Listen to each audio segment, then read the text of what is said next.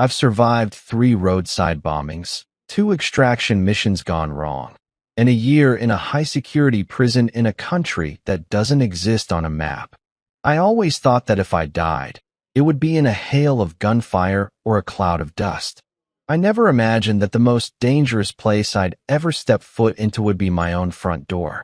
I stood in the driveway of my home, my tactical bag heavy on my shoulder, looking at a house that was dark and hollow. No porch light, no smell of dinner, just a silence so thick it felt like it was choking the life out of me. Hit like, subscribe for more betrayal stories, and comment your city or country. I dropped my keys on the entryway table. Usually, Tessa would be running down the stairs by now, her hair a mess, complaining that I didn't give her enough notice before I landed. But the house was cold. I walked into the kitchen and saw a layer of dust on the counters that shouldn't have been there. My heart started a slow, rhythmic thud against my ribs, the same way it does right before an ambush. I walked into the living room and stopped dead. On the wall where our wedding photos used to hang, there were only pale squares where the frames had been. In the center of the coffee table sat a single, glossy pamphlet. It featured a man with a sharp jawline and eyes that looked like they were staring right through the paper. Julian, the New Path community leader. Underneath his name, it said, "Cleanse the spirit, burn the past." I felt a surge of nausea. I knew this name. Tessa had mentioned him in her last few letters, how he was helping her cope with the stress of my deployment. I grabbed my phone and dialed the only person who might have the guts to speak to me. My brother-in-law, Blake. "Logan." The voice on the other end was a whisper, trembling with a fear that made my skin crawl. "I'm home, Blake. Where's my wife? Why is my house stripped bare?" "You weren't supposed to be back for another month," Blake stammered. I could hear the sound of a glass clinking against his teeth. "He was drinking," Julian said. "He said your energy was poisoning her. He said she was carrying the weight of all the lives you took over there." "Where is she, Blake?" I growled, my voice dropping into that low, dangerous register that usually makes men back away. "The Ridge, Logan. The old tobacco barn. It happened 3 nights ago. We had to be there." Julian told us that the fire wouldn't hurt her if her heart was pure. He told us to stand guard, to make sure no demons escaped the building. My hand tightened on the phone until the screen cracked. "You stood guard? You blocked the doors." "We were saving her soul," Blake sobbed. 10 of us, Logan. We stood in a circle. We held the doors shut because Julian said the screams were just the darkness leaving her. By the time the fire went out, there was nothing left but ash. I didn't scream. I didn't even breathe. I just hung up the phone and walked out to my truck. My mind didn't go to grief. It went to the kill box. That's what we call it in the field when you realize you're surrounded and your only option is to eliminate every threat in your path. I drove to the ridge. The road was winding and narrow, the trees casting long, skeletal shadows across the hood of my truck. When I reached the site, the smell hit me before the sight did. It wasn't just burnt wood. It was that sickly, sweet scent of scorched life. The barn was a black scar on the hillside.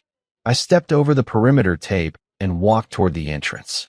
My eyes, trained for reconnaissance, immediately began scanning the dirt. I saw the footprints. 10 sets of men's boots, spaced out in a perfect perimeter around the exit. They hadn't just stood there. They had braced themselves. I saw the deep grooves in the mud where they had dug their heels in to keep the doors from being pushed open from the inside. I knelt down in the center of the debris. My fingers brushed against something metallic. I pulled it from the soot. It was a small, silver bracelet I'd bought her in a marketplace in Turkey. It was blackened now, the delicate chain fused together by the heat. In that moment, the man who left for the mission 6 months ago died in those ashes. I looked up at the moon, my eyes cold and clear. These men, Julian, Blake, and the 8 others, they thought they were following a leader. They thought they were performing a ritual. They didn't realize they had just declared war on a man who had spent a decade learning how to dismantle a human being without ever making a sound. I reached into my pocket and pulled out my burner phone. I sent one text to a contact listed only as V. I'm back. I need the names and addresses of Julian's inner circle. All 10 of them. No police. No mercy. I stood up, the silence of the ridge no longer feeling like a weight. It felt like a weapon. I wasn't going to go to the sheriff. I wasn't going to cry on the evening news. I was going to be the shadow that haunted their sleep until they begged for the same fire they gave my wife. The first name on my list was Blake. My own family. He was the one who let her burn. And he was going to be the first one to tell me exactly how Julian convinced 10 grown men to become murderers in the name of a lie. Blake was trembling so hard the ice in his glass sounded like a death rattle against his teeth. He sat in his recliner, his eyes darting toward the door as if he expected Julian to walk through it and punish him for even talking to me. I didn't sit down. I stood over him, my shadow stretching across the floor, a constant reminder that I wasn't the brother-in-law who went to backyard BBQs anymore. I was a ghost who had come home to collect a debt. "Logan, you have to understand," Blake whispered, his voice cracking. "He has a way of seeing into you. He told us that your house was built on stolen peace. He said the money you sent home from those private security contracts was stained with blood. He convinced Tessa that if she didn't surrender it, that stain would eventually take her life anyway." I felt a cold, sharp pain in my chest. Julian hadn't just used fear. He had used the very life I built for her as a weapon against her. He had made her feel guilty for the sacrifices I made to keep us afloat. "So she refused?" I asked, my voice dangerously level. "She tried to leave," Blake sobbed, burying his face in his hands. "She packed a bag. She told Julian she was calling the authorities to look into the donations the church was forcing people to make. That's when everything changed. Julian called an emergency purification.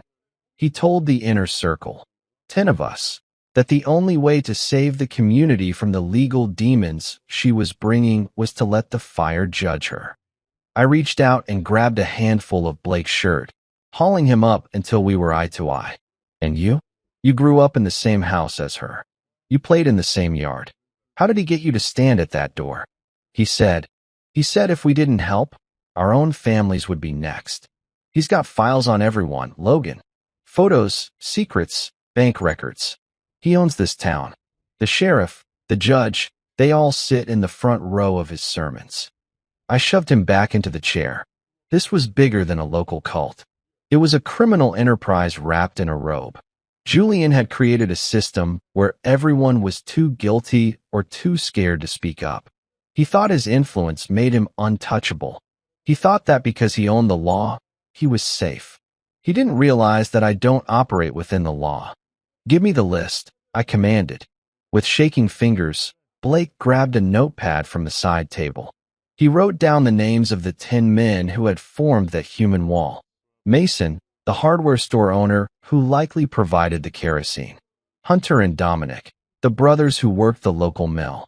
Kyle, the deputy who probably turned off his radio that night. One by one, the names of people I once trusted filled the page. "They're all at the fold tonight," Blake said, handing me the paper. "Julian's private estate. He's got them scared that you're going to come for them.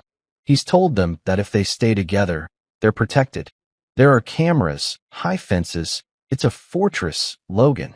I looked at the list. 10 men. 10 lives that were forfeit the moment they leaned their shoulders against that barn door to keep a terrified woman inside. "A fortress is just a cage with better plumbing," I said, folding the list and tucking it into my pocket. I walked toward the kitchen and grabbed a heavy roll of duct tape and a set of zip ties from the drawer. Blake looked up, his eyes wide. "What are you doing?" "I'm keeping you safe, Blake," I said, my voice devoid of emotion. "If you stay here, Julian might find out you talked. If I take you with me, you're a liability." In 3 swift movements, I had him bound and gagged in the chair. I wasn't doing it to hurt him, not yet, but I needed him silent while I made my first move. I leaned in close, my breath cold against his ear. "You're going to sit here and think about the last thing Tessa said to you through that door. Because tomorrow, The world is going to find out what kind of shepherd Julian really is. I walked out of the house and into the garage. I didn't take my truck. It was too loud, too recognizable. Instead, I pulled the tarp off the old black motorbike I'd kept in storage. I checked my gear, night vision optics, a signal jammer, and a tactical mapping tablet. As I kicked the engine over, the low growl echoed in the cramped space. Julian thought he was safe behind his gates. He thought his 10 followers were a shield. He was about to learn that when you take everything from a man who specializes in death, you don't leave him with nothing. You leave him with a purpose. I rode toward the edge of town, where the trees grew thick and the mountain roads turned to dirt. The fold sat on a cliffside, overlooking the valley. It was a beautiful place for a massacre. As I approached the perimeter, I clicked on my headset. I'm at the fence line. Drop the local cellular grid. I want these bastards to feel what it's like when nobody can hear you scream. The lights of the compound flickered in the distance. The hunt had officially begun. The compound sat on the ridge like a crown of stolen jewels, illuminated by expensive floodlights that cut through the mountain mist. From my position on the northern slope, I looked through my thermal optics. The heat signatures inside the main villa were steady. 9 men sitting around a long oak table, likely celebrating their victory over the truth. Julian sat at the head of that table, his silhouette unmistakable. He held a crystal glass, gesturing wildly as if he were still preaching to a crowd. They thought the mountain air and the high fences made them invisible. They didn't realize that to a man with my training, they were just targets in a fishbowl. I moved down the slope, my feet finding the silent patches of moss and stone with practiced ease. My heart rate didn't spike. It stayed in that low, rhythmic hum that comes when the mission objective is the only thing left in the world. I reached the perimeter's edge and found the external junction box. With a pair of insulated cutters, I didn't kill the power that would trigger the backup generators and alert their security. Instead, I spliced into the fiber optic line, feeding a looped recording of the empty driveway into their monitor room. To the man sitting at the security desk, the world outside was perfectly still.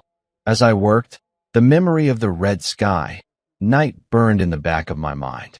I had spent the afternoon reviewing the footage I recovered from Blake's hidden drive. It was a shaky, handheld video, likely filmed by one of the followers who wanted a trophy of their devotion. The video showed Tessa, my brave, beautiful Tessa. She was standing in front of the barn, her hands bound with white silk cords. She didn't look like a victim. She looked like a queen standing among ruins. Julian was shouting about the fires of renewal, his face twisted into a mask of religious ecstasy. But Tessa wasn't looking at him. She was looking at the men she had once considered neighbors. She looked at Mason, the man who fixed our roof. She looked at Dominic and Hunter, the brothers who lived 3 houses down. When the first splash of kerosene hit the dry wood, the video caught a glimpse of her eyes. There was no fear, only a deep, soul-crushing disappointment. She realized in that moment that the community she loved was a lie. When the flames began to roar, she turned toward the heavy oak doors. She didn't run. She walked with dignity, reaching out to push them open. That was when the human wall happened. I watched the video as all 10 men stepped forward. They didn't hesitate. They put their shoulders against the wood. I could hear the grunt of their effort as they braced themselves, their boots digging into the dirt to keep the door from budging an inch. I saw Kyle, the deputy, check his watch. He wasn't mourning, he was timing it. I snapped out of the memory as the junction box hummed. The digital veil was up. I was inside their perimeter now, a ghost in their garden. I didn't go for the front door. I circled around to the servants' entrance near the garage. I saw a man step out to smoke a cigarette. It was Kyle. He still had his uniform pants on, but his shirt was unbuttoned, revealing a new path tattoo over his heart. He looked relaxed, exhaling a cloud of blue smoke into the night air. I didn't give him a chance to drop the cigarette. I moved with a burst of speed that ended with my forearm clamped across his windpipe and my knee driven into the small of his back. I dragged him into the darkness of the tool shed before he could even register a shadow had moved. I pinned him against a workbench, my hand covering his mouth. His eyes were wide, darting around in the dark until they landed on my face. The recognition hit him like a physical blow. He started to shake, a muffled plea dying in his throat. I watched the video, Kyle. I whispered, my voice sounding like gravel grinding together. I saw you check your watch. Were you worried you'd be late for dinner? Or were you just making sure she suffered long enough to satisfy Julian? I removed my hand, but I pressed the tip of my combat knife against the soft skin just under his jaw. He didn't scream. He knew if he did, it would be the last sound he ever made.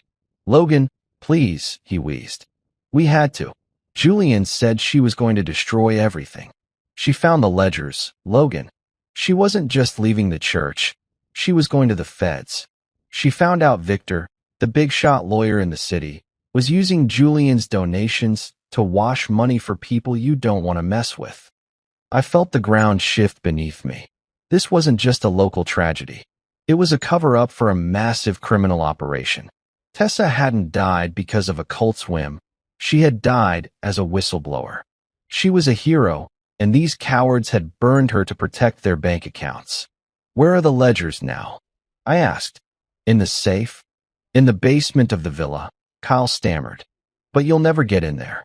Dominic and Hunter are guarding the hall. They have rifles, Logan. Real ones. I looked at Kyle, this man who wore a badge but served a murderer. I didn't feel rage anymore. I felt a cold, surgical necessity. I pulled a roll of heavy-duty zip ties from my vest. You're going to help me, Kyle, I said. You're going to walk me to that side door. You're going to tell them you forgot your keys. And if you so much as twitch a finger the wrong way, I'll make sure you never see the sun rise over this mountain again. I stood him up, keeping my knife folded but ready in my palm. The betrayal of a brother-in-law was one thing, but the betrayal of a lawman was a stain that only one thing could wash away. As we walked toward the villa, the mountain silence felt heavy, pregnant with the storm I was about to unleash.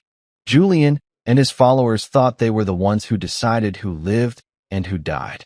They thought they held the power of the fire.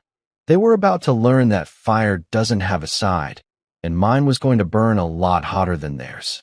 The hallway of the villa felt like a tomb, the air heavy with the scent of expensive floor wax and old money. I kept my hand locked on the back of Kyle's neck, the barrel of my sidearm hidden against his ribs. He was trembling so violently that I could feel the vibrations through his spine. He knew the layout of this house, and more importantly, he knew the men guarding the interior. The side door, I whispered, my voice a ghost's breath against his ear. One wrong word, Kyle, and you're the first one I leave behind. He nodded, a jerky, panicked movement. We reached the heavy oak door that separated the mudroom from the main gallery.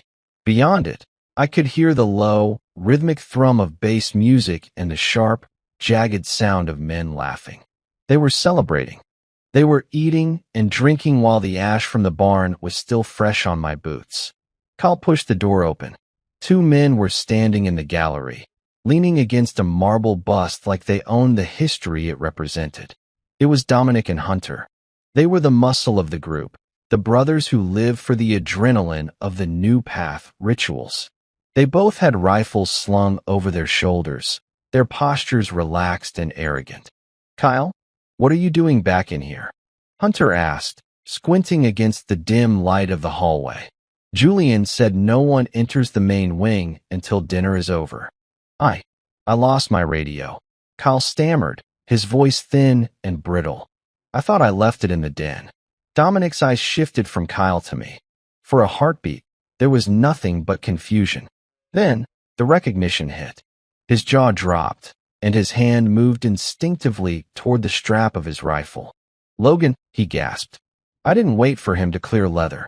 I surged forward, shoving Kyle into Hunter with enough force to send them both sprawling against the wall.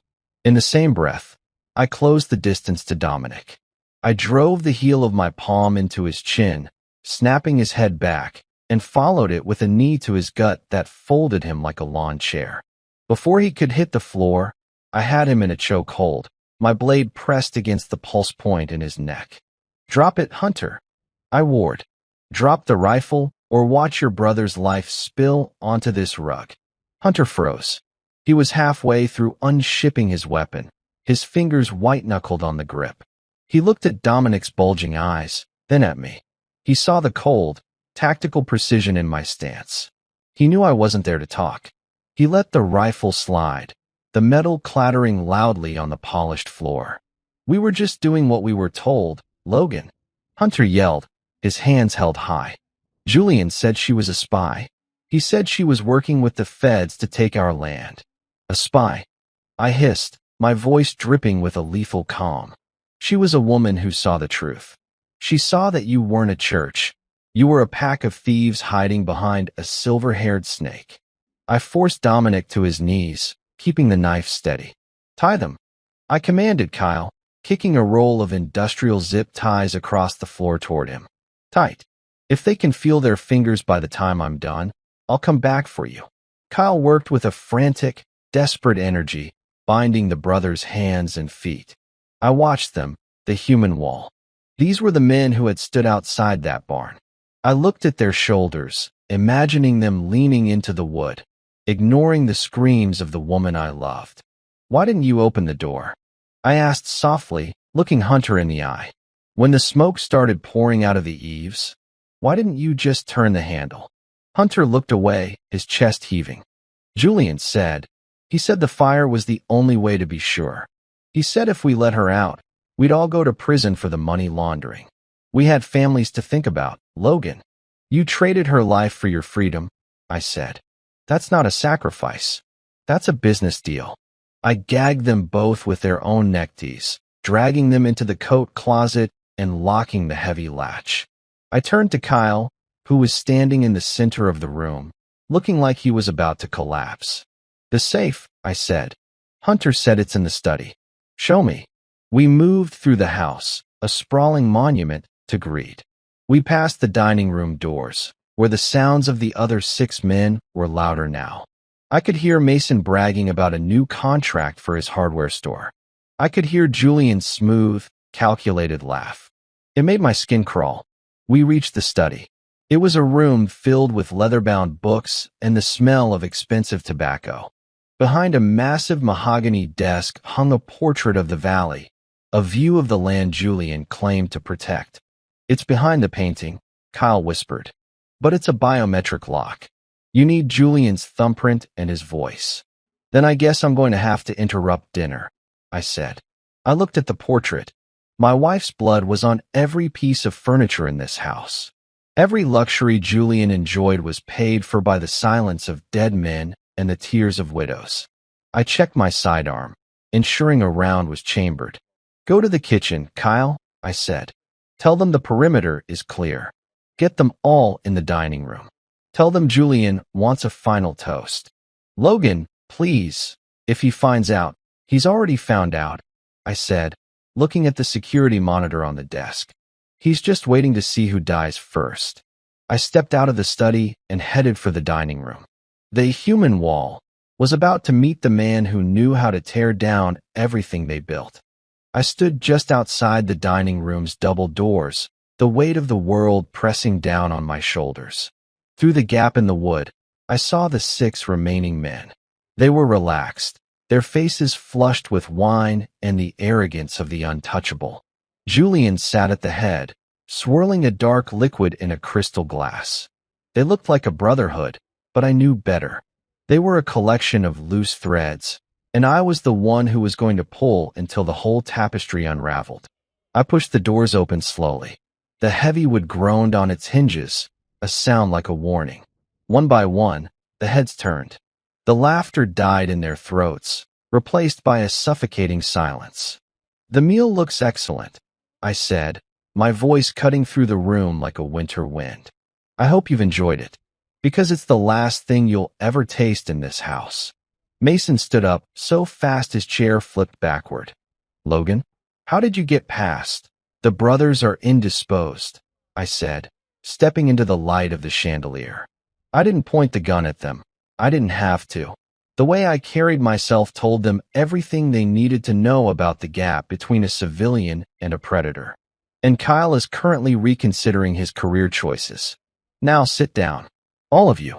Julian didn't flinch.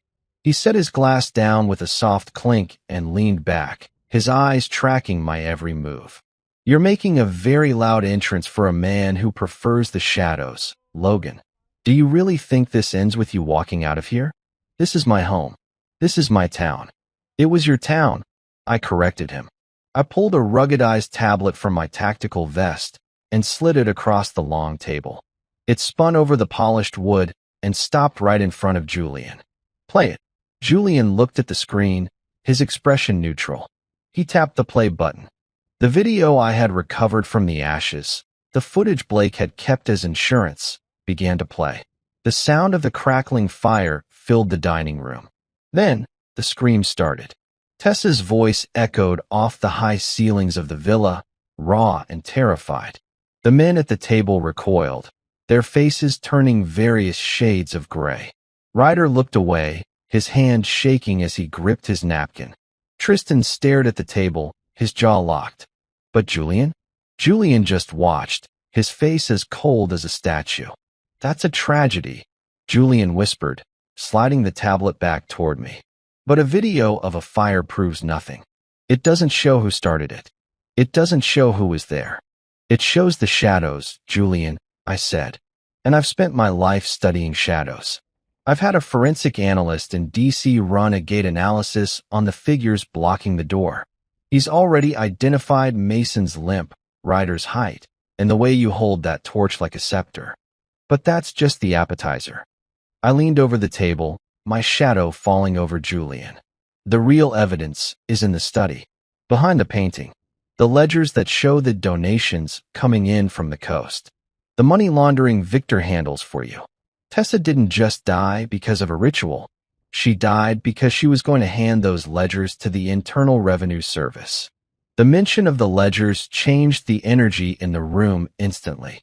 The men at the table started looking at each other, the human wall, finally beginning to crumble under the weight of their own greed. You told us she was a demon. Felix barked, looking at Julian with sudden, sharp realization. You said she was trying to steal the church's land for herself. You never said anything about laundry or the feds. Shut up, Felix, Julian hissed, but the mask was cracking. He lied to you. I said, my voice low and persuasive. I was using their fear against them now. He used your faith to turn you into murderers, and then he used your guilt to keep you silent. He's the only one with the keys to the kingdom, and he's the only one who's going to walk away while you all rot in a federal cell for the rest of your lives. Mason looked at Julian, then back at me. What do you want, Logan? I want the safe open, I said. I want the truth on the table. And then, I want to see which one of you is willing to trade the shepherd's head for a lighter sentence. Julian lunged for a drawer in the sideboard, but I was faster. I didn't shoot. I grabbed his wrist and slammed it onto the table, the bones snapping with a sickening pop. He let out a strangled cry, his face hitting the wood.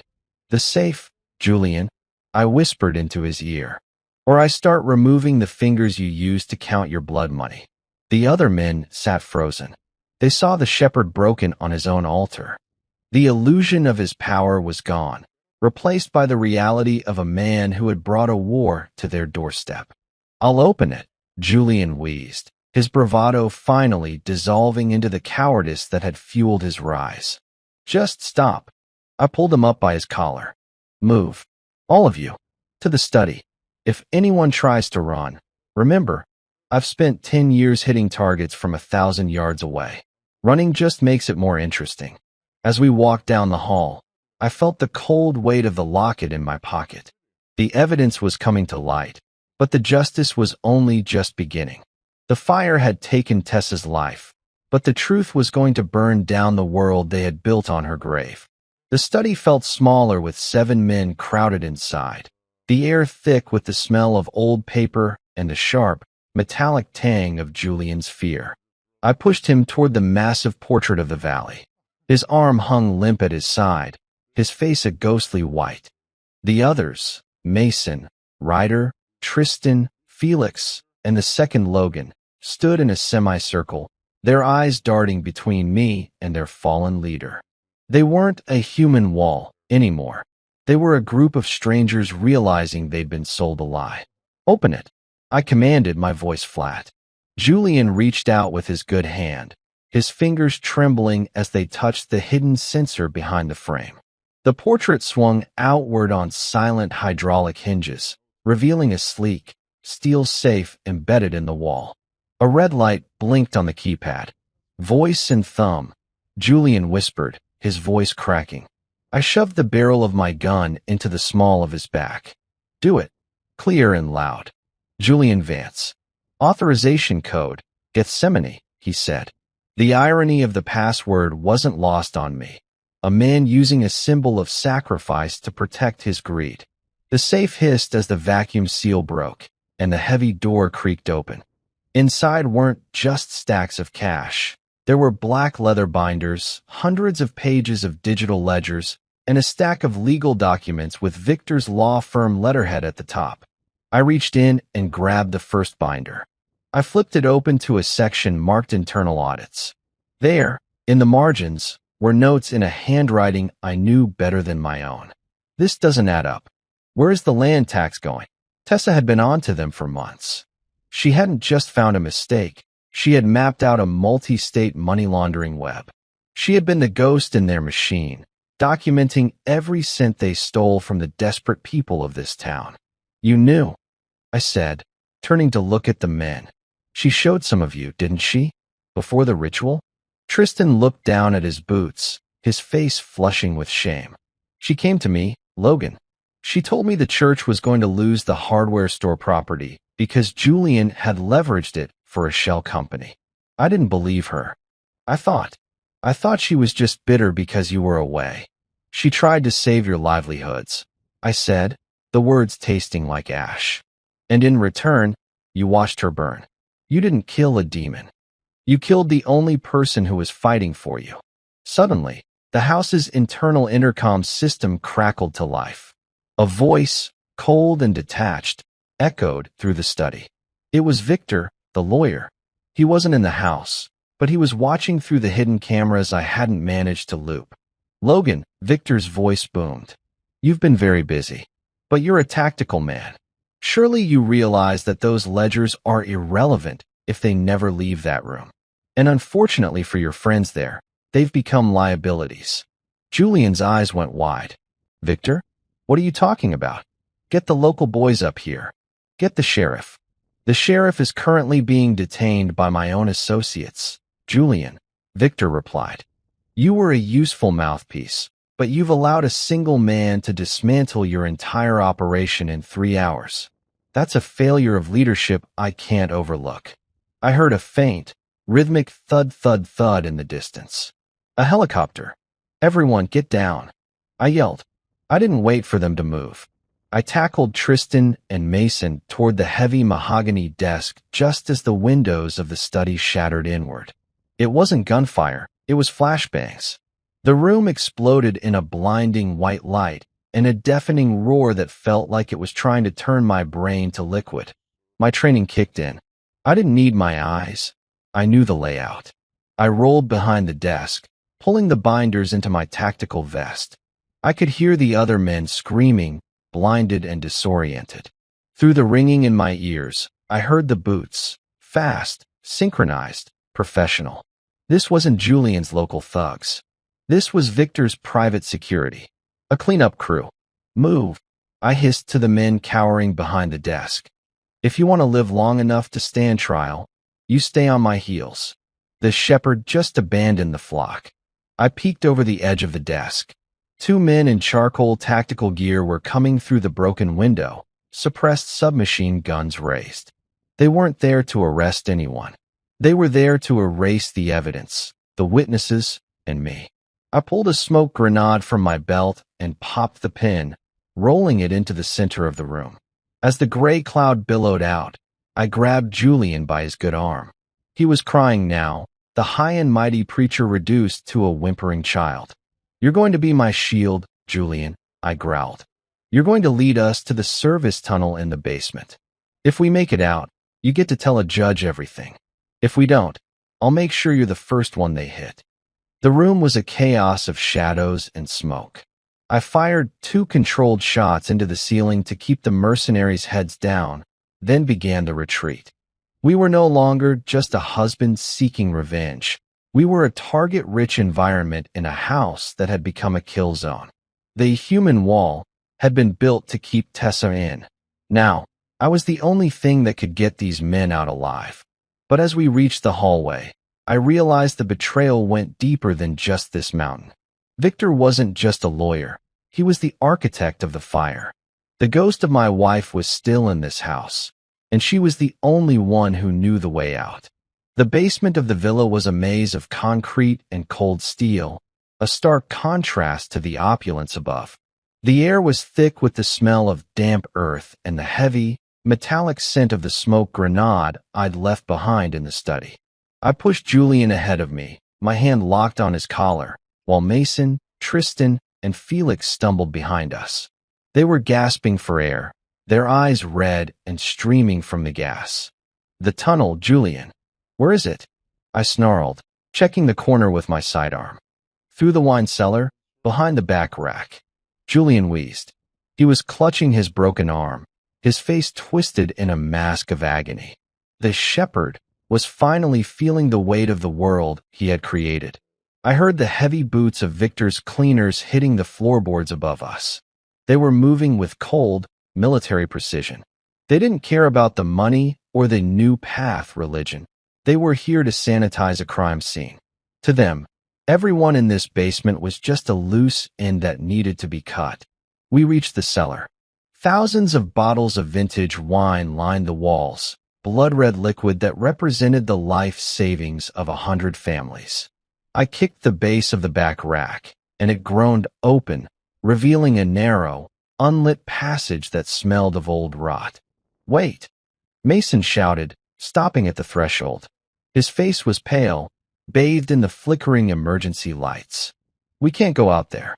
If Victor's men are in the house, they'll have the exits covered. We're just walking into a trap." "You're already in a trap, Mason," I said, turning to face him. "The moment you stood at that barn door, your life ended. The only question left is whether you die as a coward or as a witness. Now move." Suddenly, the heavy steel door at the top of the stairs blew off its hinges with a deafening roar. A spray of sparks and concrete dust rained down on us. Felix screamed as a hail of suppressed gunfire shredded the wooden wine racks, shattering bottles and sending a literal river of red wine flowing across the floor. "Go! Go!" I yelled, shoving Julian into the tunnel. I stayed back for a split second, dropping to one knee and returning fire. I wasn't aiming to kill. I was aiming for the light fixtures. 2 shots, and the basement plunged into absolute darkness. In the blackness, I was in my element. I knew how to move when the world was blind.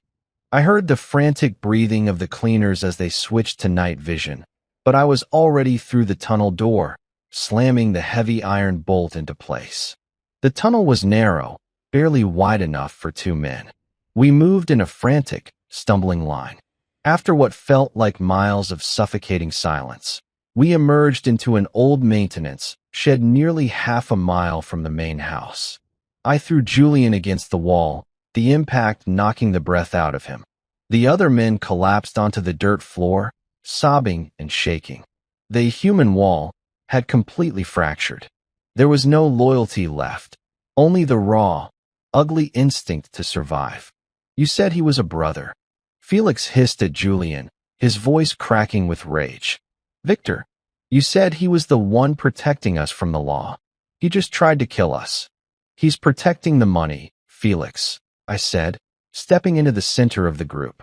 I pulled out the black binder I'd snatched from the safe. "And according to this, you were all scheduled to be cleansed eventually. Julian, you didn't just have a plan for Tessa. You had a plan for all of them. Once the insurance money cleared and the land was transferred to Victor's offshore accounts, these men were going to be the tragic victims of another industrial accident." The silence that followed was heavier than the darkness in the tunnel. Mason looked at Julian, his eyes filled with a terrifying realization. Is that true? Were you going to get rid of us too? Julian didn't answer. He just looked at the floor, his silence a confession. He wasn't your leader, I told them. He was your executioner. He just let you hold the torch for a while. I looked out the window of the shed. The villa on the hill was beginning to glow, not with lights, but with a deep, pulsing orange. Victor's men were burning it down. They were destroying the evidence, the ledgers, and the history of the new path. They thought they were winning. Listen to me, I said, my voice dropping into a low, commanding tone. The police are on their way, but they aren't the local cops you know.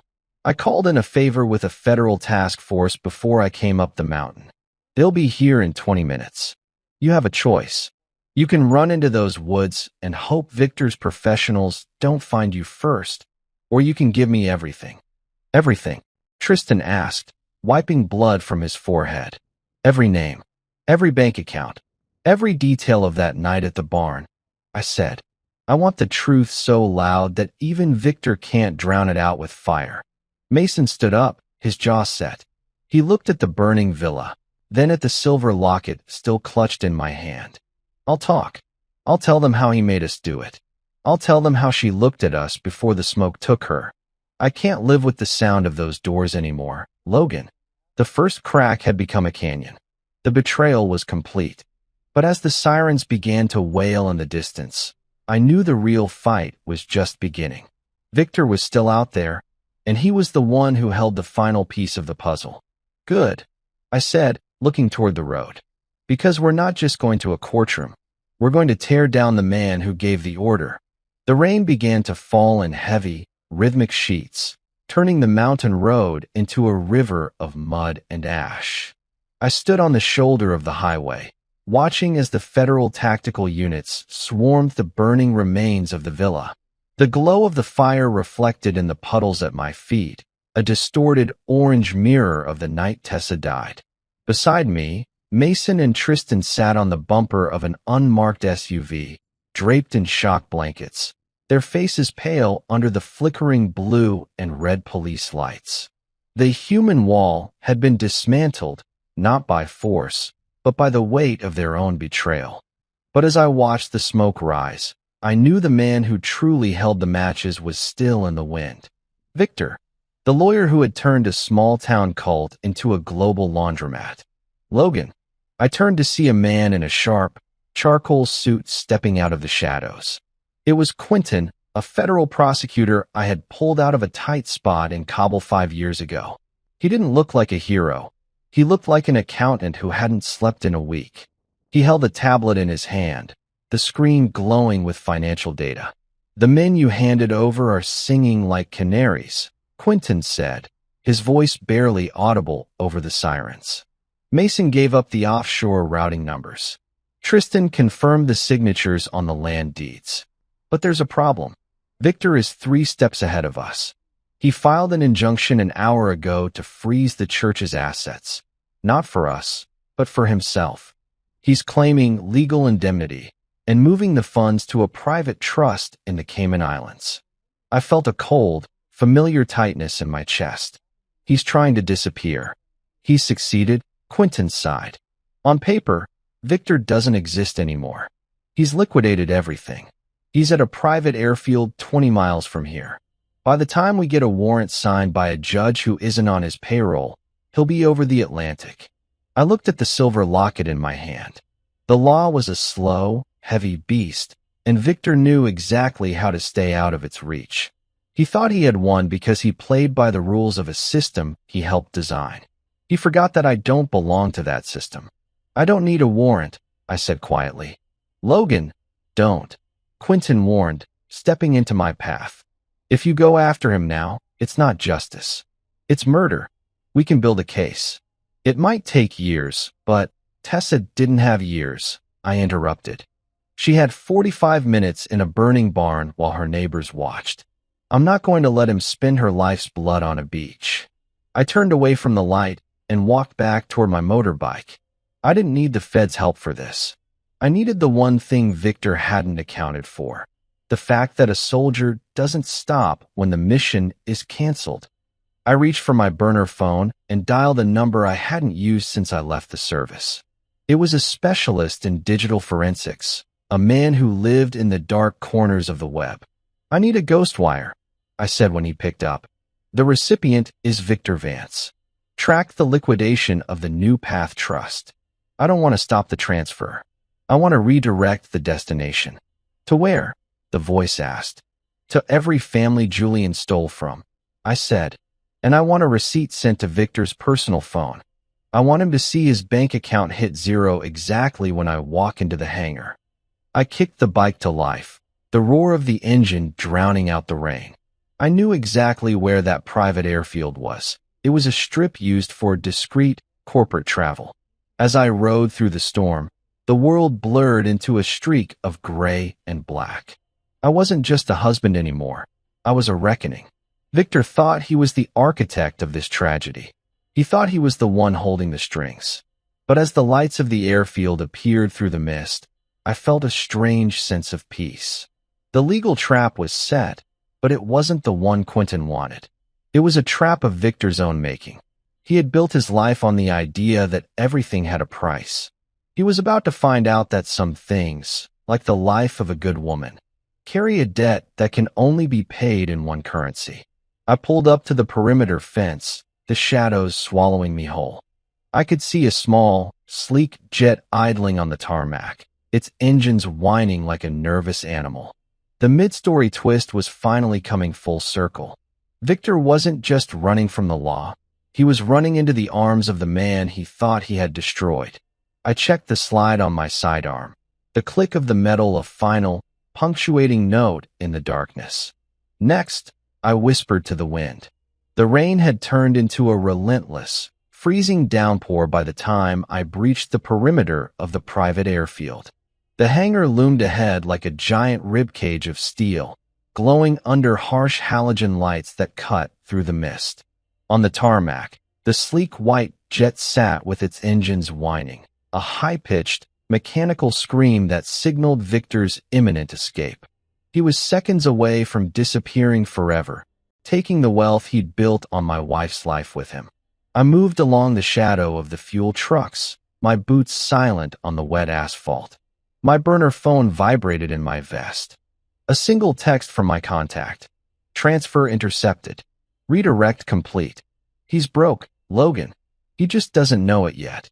I reached the side door of the hangar and slipped inside. The air was pressurized and smelled of aviation fuel and expensive leather. In the center of the floor stood Victor. He was dressed in a tailored wool coat, barking orders into a cell phone while two men in suits, his last remaining security, struggled with heavy designer suitcases near the boarding stairs.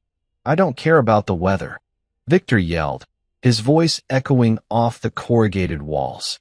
"We take off now. I'm not spending another minute in this backwater county." He hung up and turned toward the jet, but he froze. He sensed me before he saw me.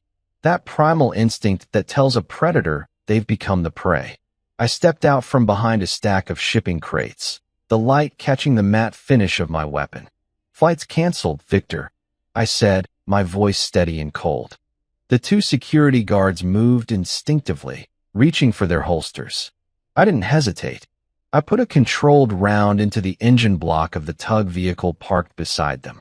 The explosion of sparks and the hiss of escaping steam froze them in their tracks. "Tell them to drop the guns," I said, my eyes locked on Victor. "Or the next one goes into your pilot's head. You aren't leaving this mountain."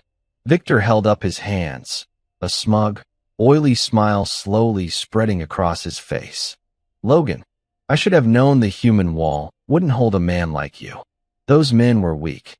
I told Julian he was recruiting cowards, but he always had a penchant for the local flavor. They weren't just weak, Victor. They were human," I said, stepping closer. "That's why they broke. But you aren't even that. You're just a balance sheet with a pulse." Victor laughed, a dry, hollow sound. "And what are you going to do? Kill me? You'll be a fugitive before the sun comes up. Put the gun down." I have $20 million sitting in a trust. I can make sure you never have to work another day in your life. I can give you the world. Check your phone, Victor." He frowned, reaching into his pocket. I watched his face, the way the arrogance drained out of his eyes, replaced by a frantic, twitching confusion. His thumb swiped the screen again and again, his breath becoming short and shallow. "What is this?" he stammered. "The accounts, they're empty. The trust is gone." "It's not gone," I said. "It's currently being distributed to the families Julian robbed, to the people whose land you stole. You aren't a millionaire anymore, Victor. You're just a man in an expensive coat with no way to pay his pilot." The two security guards looked at each other. They weren't loyal. They were on a payroll, and that payroll had just evaporated. Without a word, they backed away toward the exit, leaving Victor standing alone. "You can't do this," he whispered, his voice cracking. "There's a process. I have rights." "Tessa had rights too," I said. "She had the right to grow old. She had the right to see me come home. You took those away because she was bad for business." I walked toward him, and for the first time, I saw the true face of the man who ordered the fire. He wasn't a mastermind. He was a terrified, pathetic man who had never faced a consequence he couldn't buy his way out of. I didn't pull the trigger. I wanted him to feel the same walls closing in that my wife felt in that barn. "The feds are 3 minutes out," I said, the sirens finally echoing in the distance. "Quentin is coming for you. And he has the ledgers. He has the testimonies of all 10 men. They all pointed to you, Victor. They all said you were the one who gave the order." Victor fell to his knees, the rain from his coat dripping onto the pristine floor. "I'll give you names. I'll give you the cartels. Just don't let them take me." "I'm not letting them take you," I said, leaning down. "I'm handing you over. Because dying in a hangar is too easy. You're going to spend every day for the rest of your life in a concrete box, knowing that a broken soldier took everything you ever loved. Your money, your power, your name."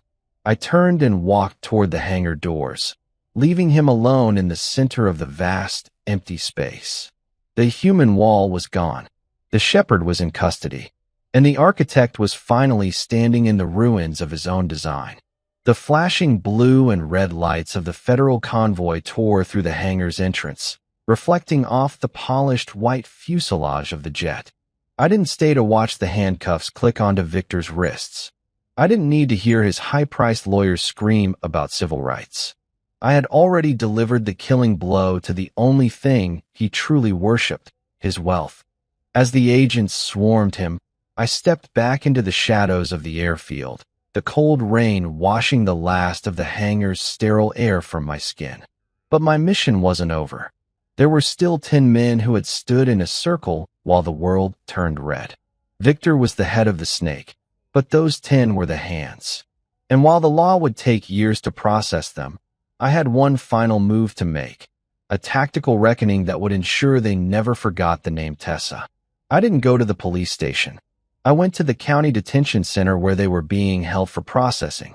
By the time I arrived, the sunrise was breaking over the horizon, a pale, weak light that offered no warmth. I used my old credentials to bypass the front desk, moving through the sterile, fluorescent-lit hallways with the silence of a man who didn't exist. I reached the observation gallery overlooking the holding cell. Inside sat the human wall. All 10 of them. Mason, Blake, Hunter, Dominic, Kyle, Ryder, Tristan, Felix, Logan, and Julian. They were huddled in the corners of the cramped, concrete room. When they saw me standing behind the reinforced glass, the air in the cell seemed to vanish. Julian stood up, clutching his broken arm, his eyes darting toward the guards who were intentionally looking the other way. "You can't touch us here, Logan," Julian hissed, his voice trembling as he tried to find a shred of his old authority. "We're in state custody. There are cameras. There are rules. I'm not here to touch you, Julian," I said, my voice amplified through the intercom. "I'm here to show you your future." I held up a tablet to the glass. On the screen was a live feed of the federal seizure of their personal assets. I scrolled through the names slowly, making sure they saw every line. Mason, your hardware store? It's being razed to the ground for environmental violations. Hunter, your family's land? It's been deeded to a state memorial fund in Tessa's name. Kyle, your badge isn't just gone. You've been charged with felony civil rights violations. I looked at each of them, watching the realization sink in. I had taken their leader, I had taken their freedom, and now, I had taken the very things they had murdered my wife to protect. They were now penniless, hated, and trapped. But here's the best part, I said, my voice dropping to a lethal, quiet tone. Julian just signed a preliminary statement to the feds. He told them that the fire was your idea. He said he tried to stop you, but you 10 were swept up in a religious fervor. He's trading your lives for a plea deal. The cell exploded.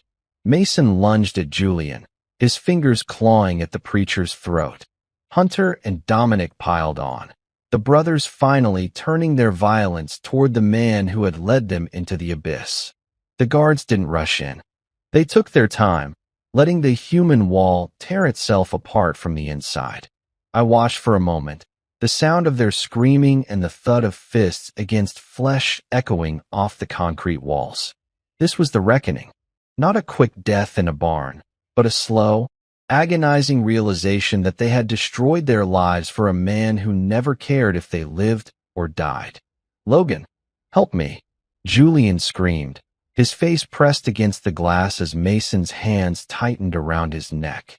I leaned in, my breath fogging the partition. You told them the screams were just the darkness leaving her, Julian. Remember? I think you're finally seeing the light. I turned and walked away. I didn't look back as the riot alarms began to blare. I had dismantled their world with the same cold precision they had used to destroy mine. They wouldn't die today, the law would see to that, but they would spend every waking second of the next 40 years locked in a room with the men they now hated most. The weight of the silver locket in my pocket felt lighter as I stepped out into the morning air. The tactical part of the mission was complete. Now, there was only one thing left to do. The mountain air was different now. It no longer carried the heavy, suffocating scent of charcoal and kerosene. Instead, it smelled of pine, damp earth, and the first hints of a coming winter. I stood on the ridge, the very spot where the old tobacco barn had once been a cage of fire. The blackened wood had been cleared away, the scorched earth overturned and replanted with mountain wildflowers that were now bowing under the weight of a gentle morning mist. I sat down on a simple bench I had built myself from fallen oak. I didn't want a grand monument here. Tessa wouldn't have wanted that. She was a woman of quiet strength and simple truths. In front of the bench sat a small, unpolished granite stone. It didn't list her birth or her death. It simply said, Tessa, the light that never went out. The world down in the valley had changed since that night at the airfield. The trial of the century, as the local papers called it, had come and gone. But I didn't attend a single day of it. I didn't need to hear the lawyers argue about intent or degrees of guilt. I didn't need to see Julian's face as his new path was legally labeled a criminal syndicate. I already knew the truth, and I had already delivered the only verdict that mattered. Victor, the architect of it all, was the first to fall. Without his money, his influence vanished like smoke. He was sentenced to life without parole in a maximum security federal facility. I heard through Quentin that Victor spends his days in a cell no larger than a walk-in closet, staring at the walls, realizing that the business he valued over human life has left him with nothing but silence. The followers, the men who made up that human wall, didn't fare much better. Because of the testimony they gave against each other in that crowded detention cell, the prosecution had enough evidence to ensure none of them would see the sun as free men for at least 30 years. Mason, Hunter, Dominic, Kyle, they are scattered across different prisons now, isolated from the pack they relied on. Without the group to hide behind, they are just broken men living with the echo of a woman's scream. I reached into my pocket and pulled out the silver locket. It was no longer stained with soot.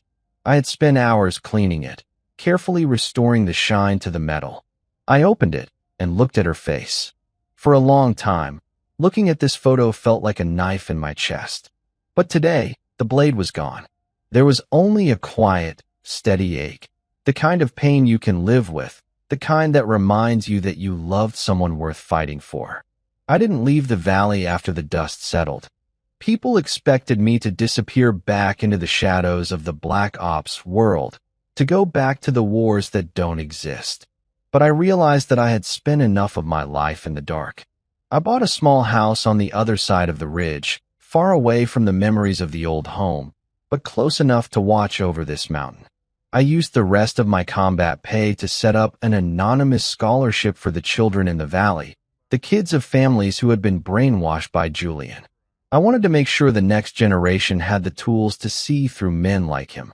I don't want thanks, and nobody knows where the money comes from. It's just a way of planting seeds in the soil that Julian tried to salt. I stood up from the bench and looked down at the valley. The town looked so small from up here. I could see the courthouse, the hardware store, and the small church where the new path used to gather.